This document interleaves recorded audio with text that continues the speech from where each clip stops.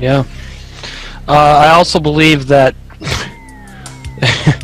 working the same job every day, especially if you're working in a high-stress job, and you're dealing with people you don't like, and people keep pushing your buttons, you might walk in there with an Uzi.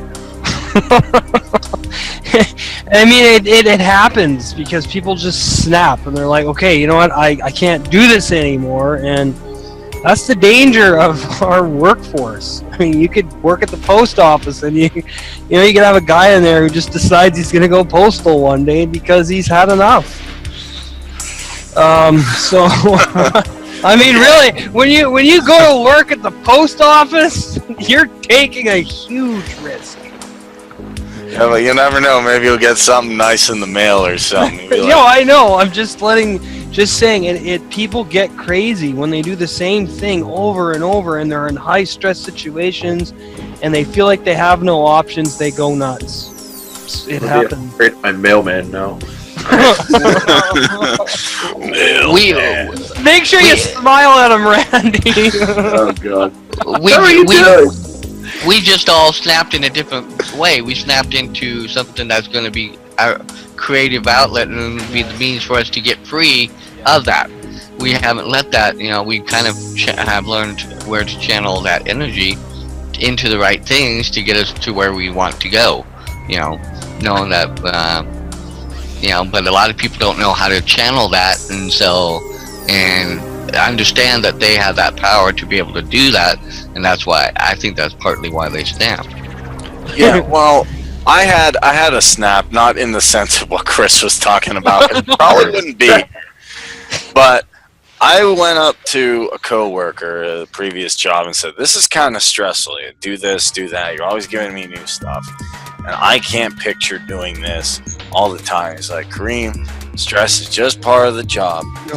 What will happen is if you keep doing it, you'll get into a routine and you'll be fine, and maybe when you're 60 you can retire, and hopefully you won't get as many gray hairs as me." That sounds exciting. I'm like, I gotta get out of there. I don't know what I have to do, but I gotta get out of there. I don't know, maybe I'll sell like oranges on the bag in the street, or I'll like do card tricks or busk, or I don't know, sell Furbies or pet rocks.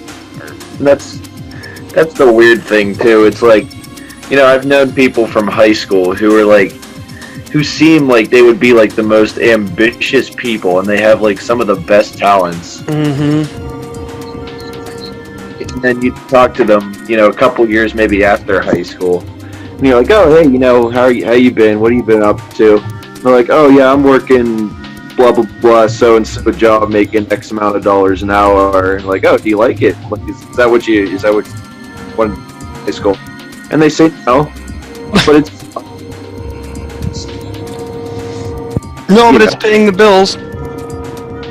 Yeah. And why do you keep going with it? Because it's good money. It just I can't like wrap my head around that. No, me neither. And one thing, I got a story to tell you guys. Job I was working on the North Hill at McDonald's, and there was a young lady there who thought she was better than me, and she was 16 years old. I was like 25 at the time, and she kept saying, you're not moving fast enough. I can go fast. I can do this better than you. And I finally lost it on her, and I said, "Look, if you open your mouth one more time," and I won't say what I said after that, and I just looked at Joel. I said, I'm done. You know what? This is not me. I'm losing my mind here. I got 16-year-olds yapping in my face. I said, no. I said, I need to go before something bad happens. So, I mean, and that's the thing. I've never been able to put up with that kind of crap, because I think to myself, I'm like, I'm worth more than working here at a job where, not only do I hate the food because I would never eat that if someone paid me $1 million to eat it, but Kareem says, was she hot? Gotta ask him for it. No, Kareem, she was 16. And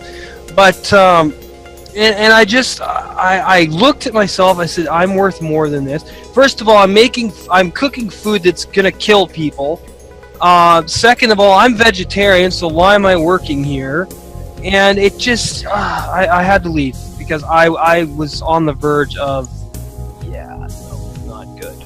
I can't say it on the air. It was not good.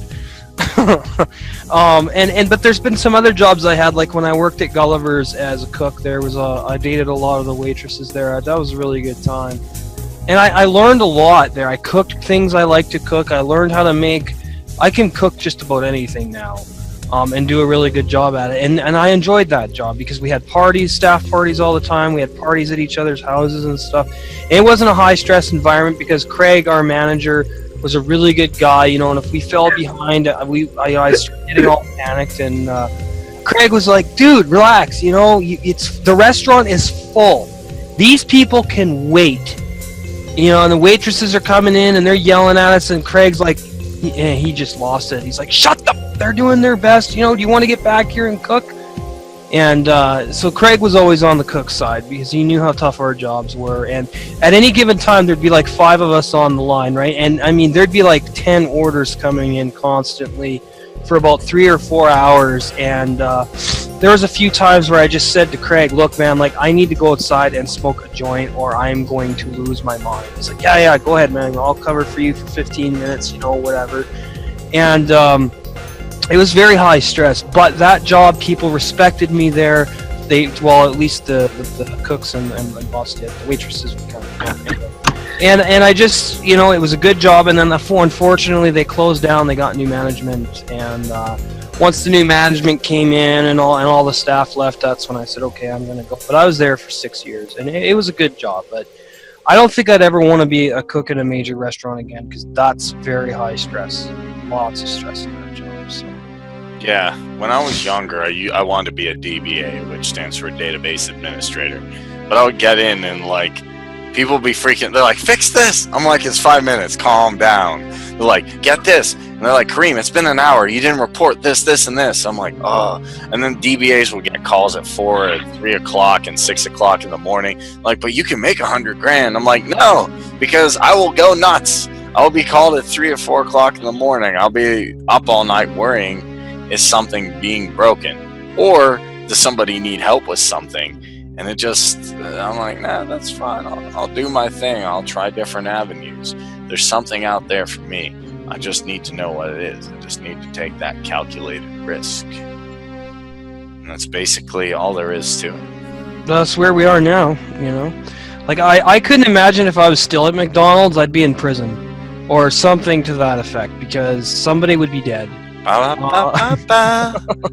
It just I just cannot, I could not do it, and it just the people I worked with, like, no.